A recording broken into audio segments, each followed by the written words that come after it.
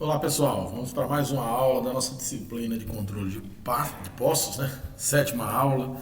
É, E hoje a gente vai começar a aula falando sobre indícios e indicadores de kick.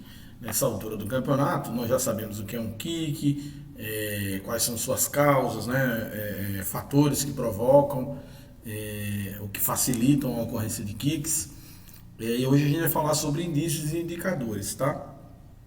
Pessoal, antes de mais nada, eu gostaria de reforçar aquilo que eu falei lá na primeira aula.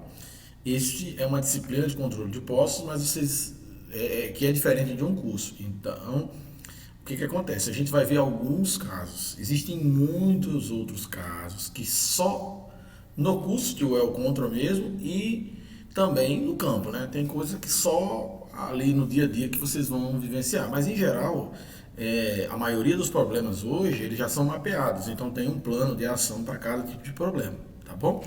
Então a gente vai começar falando hoje sobre, vou pegar aqui a canetinha, sobre indícios e indicadores de kick. Né? E assim, esses indícios ou indicadores eles estão sempre associados ao quê? Ao monitoramento e detecção do aumento de pressão.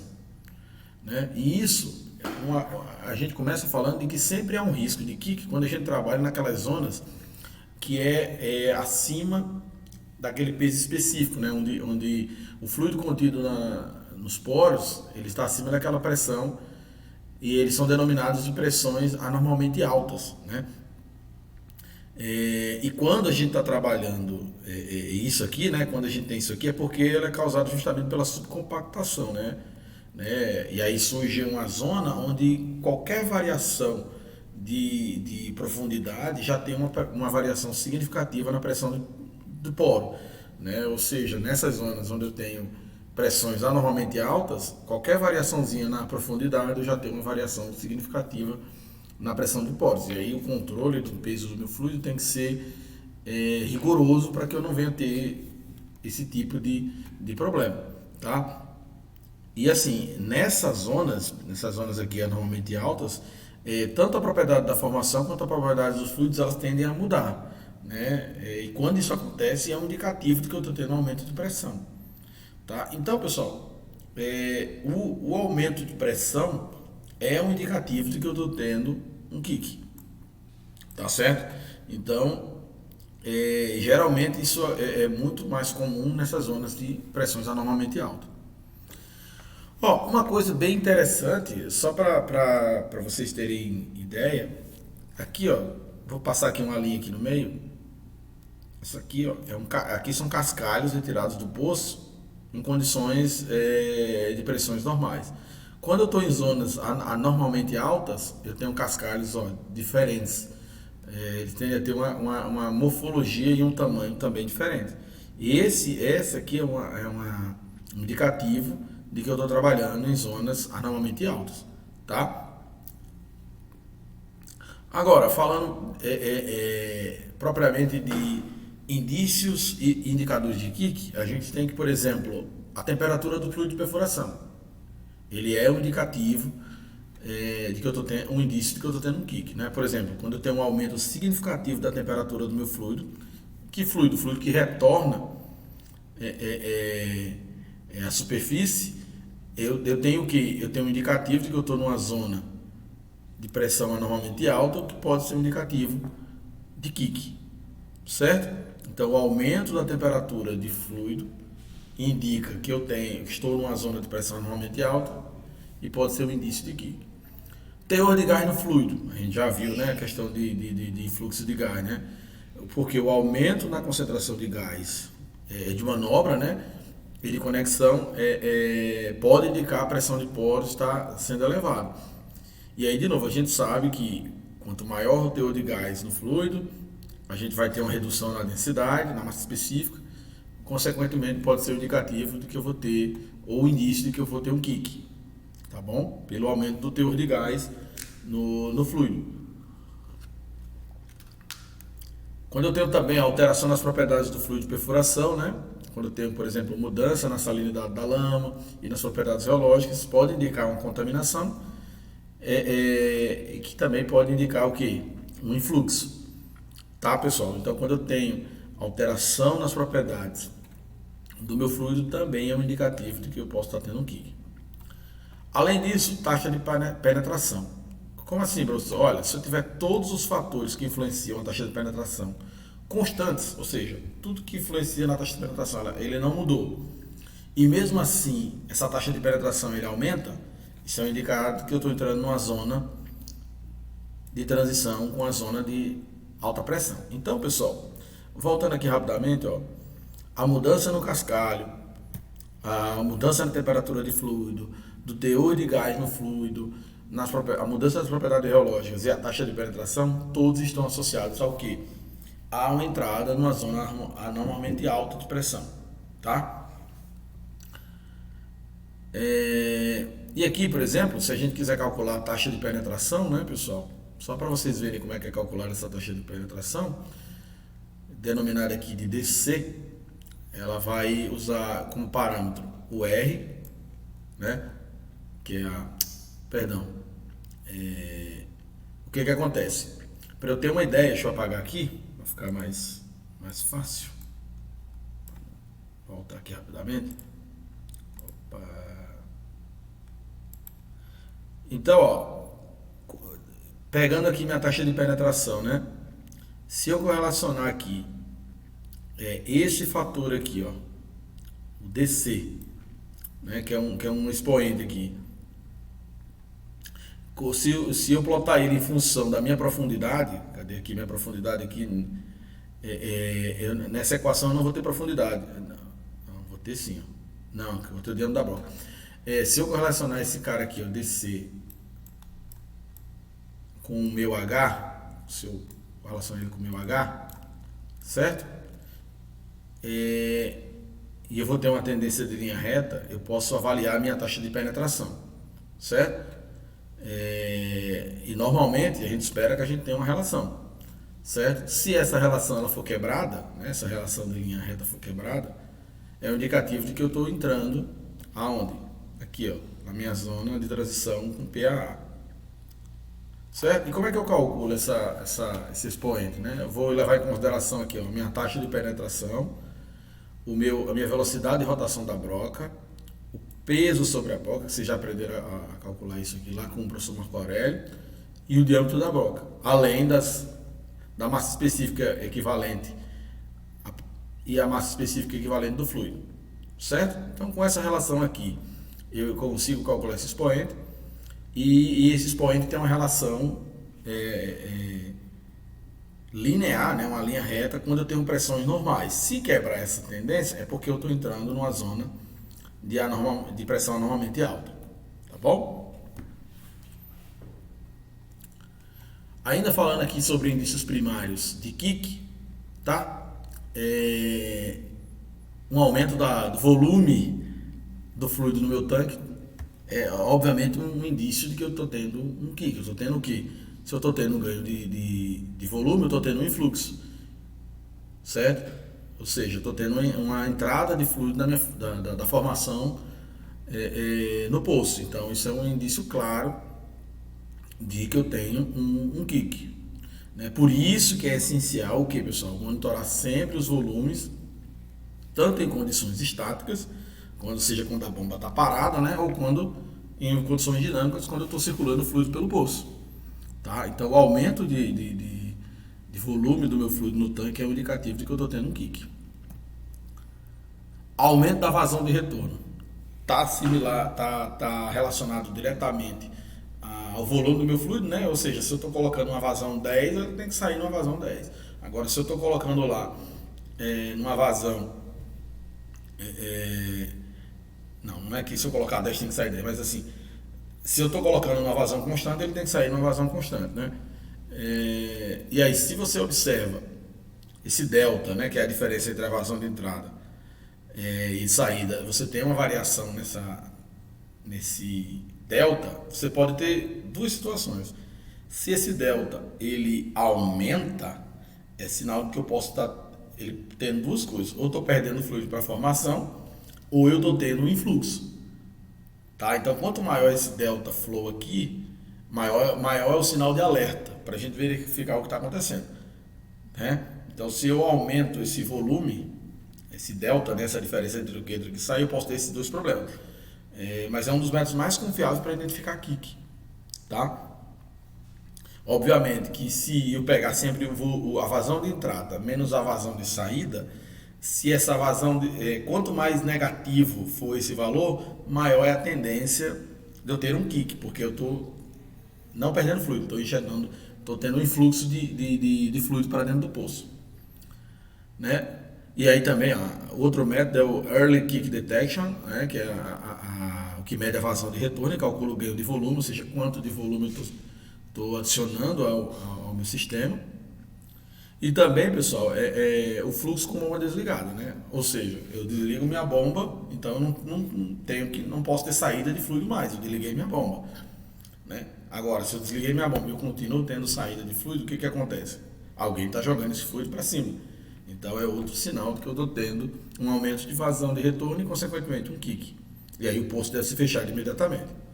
Tá bom? De novo, falando sobre a questão do aumento brusco da taxa de penetração, né? Aquilo que eu falei agora há pouco, né? A gente vai ter sempre uma relação, entre taxa de penetração e profundidade que vai tender uma tendência, seguir uma tendência linear. Se eu promovo uma mudança nesse comportamento, né? É um indicativo de que eu estou tendo um kick, ou seja, se tem um aumento dessa taxa de penetração sem mudar nenhum dos parâmetros, né, é porque eu estou tendo esse indicativo de kick, certo? Obviamente que esse aqui ele não é um sinal, é um sinal diferente por exemplo, do Delta Flow. O Delta Flow ele já é um sinal claro de que eu estou tendo um kick ali quando eu tenho esse ganho de volume. No caso, um aumento da taxa de penetração, eu tenho que checar com outros parâmetros, outros indícios, na verdade, né? Eu tenho que checar com outros indícios para saber se eu tenho, de fato, um kick ou não. Ainda falando agora não de indícios, e é por isso, pessoal, que esse parâmetro aqui é chamado de indício primário, né? Porque só com esses parâmetros eu já consigo cravar que é um kick. E esses aqui, como eu preciso de um segundo check, é chamado de indício secundário, tá bom? Só para reforçar esse detalhe que eu esqueci. Outro indicativo de indício secundário de kick é a redução de pressão de circulação e aumento da frequência da bomba. Ou seja, vamos lá, vamos pensar na minha pressão de circulação. Tá tudo normal lá, eu tenho uma pressão dentro de uma faixa. Quando eu tenho influxo, né? Digamos que eu tenho um influxo de um fluido mais leve, ele vai reduzir a pressão hidrostática no meu anular. Então isso é um indicativo, um indício na verdade de que eu estou tendo um kick. Mas de novo, esses indícios secundários eles necessitam de uma outra de um outro check. Então nesse caso aqui está entrando o fluido, eu teria que olhar minha vazão de retorno para saber se de fato eu estou tendo um kick. E aí, obviamente, essa entrada vai gerar de um fluido mais leve, vai gerar um desbalanceio de pressão no interior da coluna para anular. E aí, como eu também estou tendo um fluido mais leve, lembra lá no cálculo do pressão de bombeio, eu só tenho um fluido mais leve, a energia da bomba ela vai intensificar esse efeito, né? Porque imagina, eu estava bombeando um fluido mais pesado, agora eu tenho um fluido mais leve, né?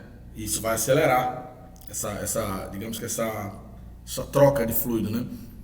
E aí vai provocar uma queda de pressão de superfície, aumentando a frequência da bomba. Ou seja, a bomba vai tender a aumentar essa vazão, porque eu tenho um fluido mais leve.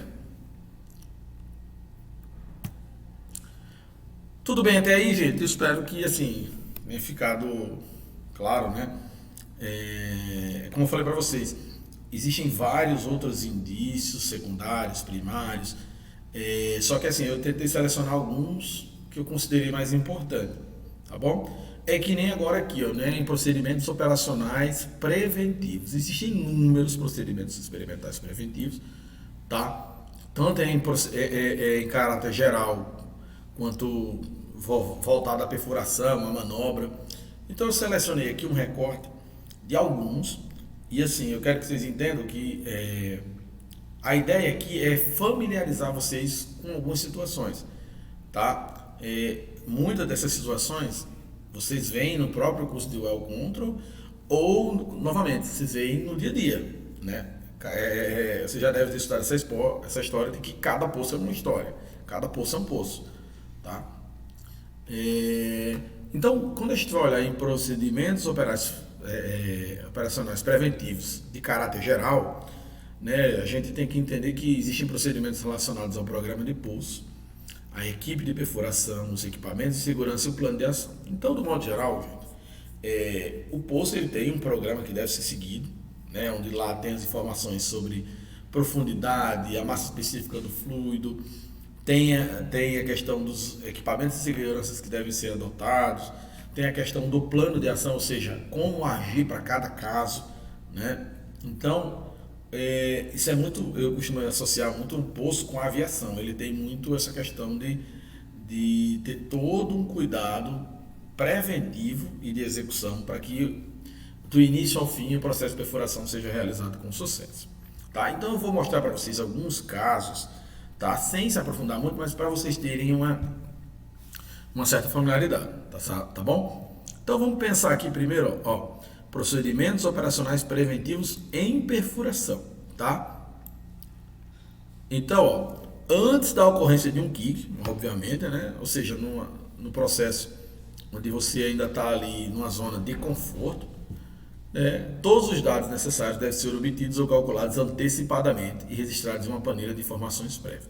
O que é isso aqui, pessoal? É basicamente o seguinte: eu tenho que ter em mente todas as informações que são necessárias para que eu não venha ter um kick, ou se eu for ter um kick, como agir. Basicamente é como se fosse uma planilha onde eu olho lá as normativas para aquele poço. Ó, esse poço ele tem pressão de fratura, sim, ele tem isso, tem uma série de informações, tá certo? É como se fosse o histórico daquele poço, assim, de parâmetros, tá? Então é importante que antes que aconteça um kick, obviamente, esses dados estejam bem estabelecidos e calculados. Então, por exemplo, a pressão máxima, né? Então eu tenho que saber, obviamente, quais são as pressões máximas permitidas na superfície, tanto em condição estática quanto em condição dinâmica. Certo? E lembrando, a gente define isso com base na menor pressão. Lembra que a gente viu isso? Então, ó, em condição estática, vai ser sempre, ó, a pressão máxima vai ser igual ao nosso fator de conversão vezes a densidade absorvida menos a densidade do nosso fluido vezes a profundidade. Ok? Isso em condições estáticas, tá, pessoal? Já em condições dinâmicas, a fórmula é a mesma, só que aí agora eu considero o que, ó, a minha perda de carga no anular, certo? Eu adiciono a perda de carga no anular. Então, esse caso aqui é em caso estático. Então, sempre que eu tenho em condições dinâmicas, eu vou levar em consideração essa perda de carga, né? O fluido vai estar subindo ali pelo anular contra fluxo, né? O fluido entra assim e aí eu tenho essa perda de carga. A gente viu isso, acho que na segunda aula. Tá bom? Então, novamente, ó, aqui, ó, massa específica do meu fluido, massa específica equivalente de absorção, a formação mais frágil, certo? A gente já viu que é absorção, profundidade vertical da sapata, né? Então, quando a gente está trabalhando aqui, ó, profundidade vertical da sapata, nos ambos os casos, estático e dinâmico. E como eu tinha falado para vocês aqui, ó, perda de carga. Só que aqui, ó, é em condição dinâmica quando a gente olha pelo Q-line, tá certo? Então a gente só vai fazer o que? Pressão máxima vai ser, de novo, o fator de conversão, a massa específica da minha zona absorvedora de menor resistência, menos a massa específica do meu fluido, vezes o diâmetro vertical da minha sapata, menos a minha perda de carga. Isso quando eu tenho o monitoramento em condições dinâmicas, monitorados pelo Q-line. Quando eu tenho pela choke line, aí eu vou acrescentar um outro parâmetro que é perda de carga no choke line, certo? Que é a nossa válvula. Então, a única diferença do Q-line para o choke line é porque agora eu vou ter que considerar a carga, perda de carga no choke line. Beleza? Então, com essa fórmula eu consigo determinar as pressões máximas. Então, teoricamente eu já tenho essas informações todas prévias aqui eu consigo calcular. Então, antes desse processo aqui, antes mesmo de um kick, eu tenho que fazer, eu tenho que determinar essa pressão, porque você imagina aí que eu quero corrigir esse kick, eu tenho que respeitar essa minha pressão máxima, tá bom? A questão das capacidades, né? Tanto no anular quanto no interior da coluna, a gente também precisa determinar. A gente viu que a capacidade no anular vai ser igual a uma constante vezes o diâmetro interno menos o diâmetro externo, certo? Isso vai dar o quê? Em BBL por metro. Já no interior da coluna, eu vou ter novamente uma constante vezes o meu diâmetro interno, certo? Então, por exemplo, essa capacidade também eu tenho que ter em mente antes mesmo que eu venha ter um kick.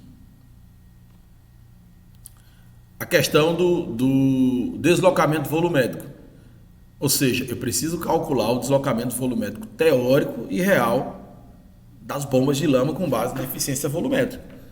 Ou seja, eu preciso saber quanto de fluido eu vou deslocar, né? E como é que eu calculo essa capacidade teórica? Então eu vou ter uma constante vezes o diâmetro do meu pistão em polegadas vezes o comprimento da camisa também em polegadas. E aí eu vou ter resultado em que essa capacidade? Em galão por strokes. Ou eu também posso ter o seguinte, uma outra constante vezes novamente o diâmetro do meu pistão vezes o comprimento da camisa, que aí eu vou ter BBL por strokes. Certo, pessoal? Então, o deslocamento volumétrico é outro parâmetro que eu preciso determinar, né? É outra cálculo que eu preciso fazer antecipadamente. Já tenho que estar com essa informação em mente. Certo? Uma observação, né? Essa capacidade de deslocamento aqui do volume teórico, ela deve ser medida a cada 7 dias ou a cada troca de sobressalente da mesma. Ou seja, se eu trocar qualquer coisa relacionada à minha bomba, eu tenho que fazer novamente esse cálculo do meu volume deslocado. Agora, a gente falou sobre procedimentos operacionais preventivos de perfuração. Lembrando, pessoal, existem outros, tá? Só que eu foquei aqui nos principais. Agora, procedimentos experimentais preventivos em relação aqui agora, não é perfuração, mas em manobras, né? Então vamos pensar aqui, em que cenário? Antes do início da manobra, tá certo? De retirada de coluna, antes. Vou pegar aqui bem aqui, antes. Dá uma ênfase aqui. Então a primeira coisa que a gente tem que fazer antes de iniciar uma manobra de retirada de coluna primeiro é o seguinte: meu poço está estável, eu tenho que avaliar a condição do meu poço, né? E aí eu tenho que fazer o quê? Fazer um flow check, né? Para confirmar a estabilidade. O que é isso? Eu vou fechar as válvulas e ver se vai sair fluido por algum canal. Obviamente que se o poço estiver estável, não vai acontecer isso. Então, a primeira coisa, antes de uma manobra de retirada de coluna, é avaliar a condição do poço. Eu não vou fazer isso se eu tiver com um poço instável, né? Além disso, eu tenho que avaliar todos os equipamentos de segurança. Ou seja, eu vou retirar a coluna. Tudo que eu preciso em termos de válvula de segurança de coluna, conexões, BOP, acessório, tudo, eu preciso avaliar tudo. Tá tudo ok? Perfeito. Então aí eu posso seguir. Além disso, antes mesmo de iniciar, eu tenho que planejar a manobra, né? Aí eu tenho que fazer o quê? Nesse planejamento da manobra, eu tenho que seguir o programa. E aí nesse programa eu vou ter o quê? A velocidade de saída da minha coluna, vou ver o risco de pistoneio hidráulico, que a gente já viu que é pistoneio hidráulico, né? Verificar se o tanque steeping, que é o tanque onde vai ficar esse fluido dessa operação, né? Um fluido é um tanque separado, né? Se ele está operacional, e verificar o que, lembra o que é EDS? É uma sigla para massa específica equivalente, se ela está adequada para a retirada da coluna. Lembrando, Que quando a gente retira, a gente vai ter uma perda de pressão hidrostática e a gente precisa manter isso equilibrado para que a gente não venha ter um problema. Então, a gente estabelece isso antes, né? Ou seja, qual é a pressão, qual é o peso equivalente específico, qual o peso específico equivalente que eu vou precisar. Ainda isso, ó, questão do controle do fluido, né? Eu tenho que ter um tanque de manobra, né? Verificar se a bomba está funcionando, a escala do sistema, ver se está tudo pronto para caso na retirada da coluna, eu vou repor o fluido, né? Eu preciso ter isso aqui tudo funcionando. E confirmar isso através de registro, pessoal, isso é muito importante, se registrar tudo que é feito, né? Que essa planilha onde você avaliou tudo isso, se ela está ok, né? Ou seja, ao chegar esse registro, eu vou nesse momento dizer assim, não, agora a gente pode, todo o checklist foi feito, agora a gente pode iniciar o processo de manobra de retirada da coluna, tá? Começou o processo da manobra de retirada de coluna, então a gente tem que se preocupar com velocidade de retirada da coluna, né? A questão do pistoneio que a gente já viu aqui nas aulas anteriores. E aí tem que retirar com velocidade compatível. A gente sabe que velocidade ela influencia, né? A gente calculou isso aqui. E aí tem que ser compatível com quem? Com a margem de segurança da manobra. E foi definida isso lá no programa de poço, certo? E aí, ó, se ocorrer o pistoneio, instalar a válvula de segurança de coluna e fazer o flow check, né? Ver se está tendo ou não saída de fluxo, certo? Agora, opa, para frente. Se sair fluido ainda, é aquela história, o poço ainda não está estável, né? Teve algum probleminha, então eu tenho que fechar o poço. Se não fluir, retirar a válvula, descer a coluna até o fundo e circular um bottoms up, certo? Então, pessoal, durante o processo de manobra é muito importante, de forma preventiva, atentar para a velocidade de descida, né, a velocidade de retirada, e ver se ela está compatível com a margem de segurança de manobra, tá? E obviamente ter a estratégia de que se ocorrer pistoneio, eu tenho que instalar válvulas de segurança na coluna e fazer o flow check, ok? E aí, ó, quando está passando pelo BOP, né, quando a broca passa pelo BOP, o sondador deve parar a manobra, fazer de novo o flow check e consultar a ponta de comando para autorização. Se autorizado, selecionar a massa, o peso específico equivalente, sem gaveta cega, cisalhante, e desarmar o alt-shear, certo? E aí, pessoal, o que acontece aqui nesse caso especificamente? Durante o processo, além de você seguir o protocolo, a carta de poço, né? Tipo ali os parâmetros estabelecidos, a carta de ação, perdão, você deve ir ali, ó, junto com a equipe, passo a passo, consultando quando deve seguir e quando não deve. Beleza?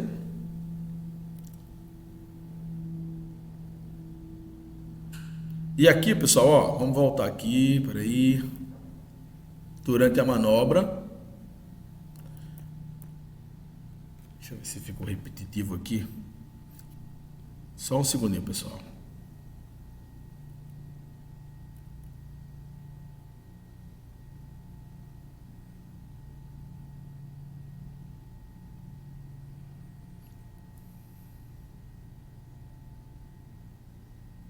Não, isso aqui ficou repetitivo. Tá, vamos aqui. Ainda falando sobre manobras, procedimentos operacionais preventivos em manobra, agora a gente vai falar não do processo de retirada de coluna, sim, mas sim de descida, né?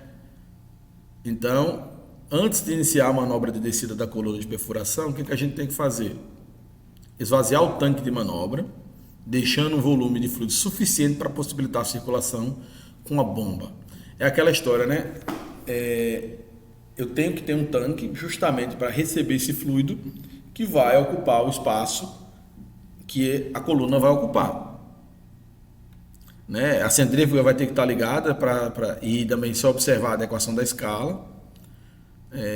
Também, ó, novamente, a questão de preparar a planilha de acompanhamento. Todo esse processo ele é registrado e você tem que ir acompanhando se está de acordo com aquilo que foi estabelecido. De novo, assim como na retirada da coluna, a descida de coluna de perfuração também a gente deve atentar para aqui, ó, velocidade. Certo? E novamente, isso tem que se respeitar o programa de poço. Certo? Por quê? Porque ao descer uma coluna em alta velocidade, em velocidade que não é adequada, você pode induzir a perda de carga por surgimento. Certo? Então, perceba que tanto na retirada, relembrando, né, tanto na retirada quanto na descida, a gente precisa atentar para essa questão da velocidade de descida. Perda de circulação, tá, pessoal? A gente tem que atentar para esse detalhe aqui, ó. Se houver perda de circulação durante a descida da coluna, a gente tem que parar imediatamente a manobra. Fazer um flow check para avaliar a perda, né? E retornar, caso a gente faça o flow check e avalie que a gente não está tendo perda de circulação, a gente tem que retomar a descida com uma velocidade menor que a anterior. Certo? Então, em situações de perda de circulação, a gente tem que atentar para esses detalhes aqui, se houver perda de fluido para formação. Certo? Só retificando aqui, viu, pessoal? Aqui, só corrigindo o que eu acabei de falar, né? Vai haver perda de fluido para formação, né? A gente para a manobra, faz o Floxlab para avaliar a perda. Lembra que a gente tinha perda parcial e perda total. Se a gente tiver uma perda pequena, o que a gente faz? A gente retoma a descida com uma velocidade menor para não aumentar essa pressão e fazer com que a gente aumente essa perda de fluido para formação. Tá? A ideia é fazer uma descida mais lenta, a fim de que essa perda de fluido seja pequena, tá? E aí não prejudique nossa operação.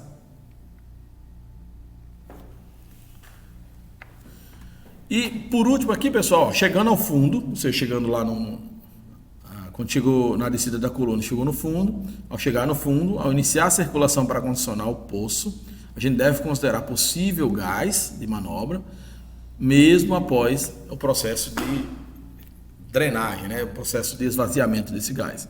Então a gente deve considerar que existe possível gás de manobra.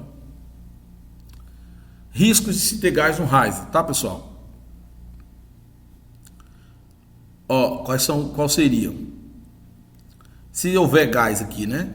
No caso, a gente vai ter que fechar o BOP, pôr uma coluna de hang-off e circular pelo boost line até remover o gás usando o volume equivalente ao riser, né?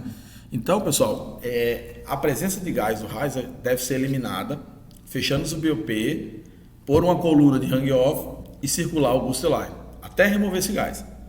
A gente já sabe nessa altura quais são as implicações de ter gás, né? E aí, ó, o que a gente pode ocorrer, né? Aqui, ó, com fluido sintético para esse reservatório de gás, pode ocorrer gás de riser devido ao ponto de bolha próximo à superfície. Você tem uma redução de pressão, né, pessoal? Você tem a tendência de formar ponto de bolha. E aí, obviamente, a gente tem que fazer o quê? Ó? Reduzir, né? Aumentar essa prevenção de kick com ar. E aí, quando a gente quer prevenir essa questão do kick de ar, a gente não completa a coluna, né? Conectando o pino do TD para evitar a entrada de ar na coluna. Ou seja, a gente tenta vedar para que não tenha entrada de ar na coluna. E risco de induzir o kick de ar ao chegar no fundo, principalmente se usar o float valve cega. Certo, pessoal? Não se preocupem com essas informações, como eu falei para vocês, né? Aqui são informações gerais que tem até mesmo dentro do como é que eu posso dizer? Do manual, da normativa para controle de poço, tá? Mas aqui eu fiz só questão de deixar registrado, porque esse material vai servir como material de apoio, tá? Então, essa questão tanto do risco de gás no RAIS, chegada ao fundo, prevenção de kick de gás, mais informações complementares, tá bom? Bom, procedimentos operacionais preventivos agora não em manobra, não em fluido, mas sim em perda de circulação. Tá? Lembra, a gente tem perda de circulação parcial e total. Quando eu tenho perda de circulação parcial, adotar medidas de combate à perda sem fechar o BOP. Certo? Então eu posso, estou tendo uma perda de circulação parcial, não preciso fechar o BOP logo de cara. Né? Considerar como pressão de fratura a pressão que causou a perda, menos equivalente a 0,3 libras por galão de peso de fluido. Ou seja, digamos que eu estou bombeando com uma dada pressão, né? Então eu vou considerar aquela pressão como uma pressão de fratura, né? Ou seja, foi ela que ocasionou essa perda. Então eu vou reduzir 0,3 do peso do fluido, certo? Então, é por isso que ele fala, considerar como pressão de fratura a pressão que causou a perda, menos equivalente a 0,3. Então, digamos que eu esteja bombeando um fluido aí com 10, né, de peso equivalente. E aí eu comecei a ter essa perda de circulação causada por uma fratura. Então, eu vou pegar isso aí, vou considerar como sendo a minha pressão. Eu vou pegar isso aí, reduzir de 0,3, vou considerar essa como sendo a minha pressão de fratura. Tá bom? Então, vou trabalhar, obviamente, com esse valor, 10 menos 0,3, por exemplo. Já quando eu tenho minha perda de circulação total, eu vou fechar o BOP do anular, para prevenir o colapso, né, do Riser, apoiar a coluna na gaveta de hang-off e monitorar e registrar as pressões do sensor do BOP. Certo? E isso aqui é, obviamente, no caso mais grave, né, no caso de perda de circulação total. E é isso, pessoal. Bom, para essa aula, vocês veem que ficou mais uma questão de fundamentação teórica, alguns aspectos, mais para que vocês tenham familiaridade, tá? Tem coisas aqui que vocês viram que, por exemplo, tem amigos que estão no campo há 10 anos, 12 anos e nunca passaram por nenhuma dessas situações, mas pode ser que aconteça. Tá? E uma série de outras situações, obviamente, que vocês podem ter contato. Vai depender muito de onde, em qual empresa, quantos embarques vocês vão fazer na vida. Então, isso depende de vários fatores. Tá bom? Então, sim, pessoal, é isso. Anotem suas dúvidas. Assim, a ideia, obviamente, não se aprofundar no que é hang-off. Eu acredito que vocês já viram nessa altura. Que é Riser, tudo isso eu acredito que vocês já tenham visto. Caso não tenham visto ainda, pessoal, recomendo que vocês deem uma pesquisada. Caso não consigam achar, vocês levam para a aula de dúvida, tá bom? É isso, pessoal. Um abraço e até a próxima aula. Tchau, tchau.